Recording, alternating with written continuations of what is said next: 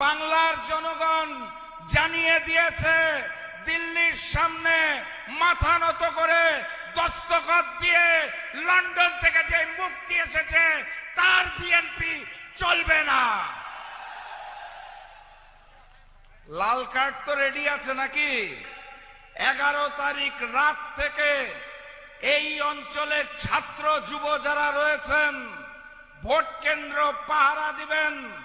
ফলাফল ঘোষণার আগ পর্যন্ত ভোট কেন্দ্রে ত্রিসীমানা ছাড়বেন না। এই নতুন জালেম পুরাতন জালেমের মতোই ভোট কেন্দ্র দখল করে লুটপাট করে ফলাফল পরিবর্তন করতে চায়।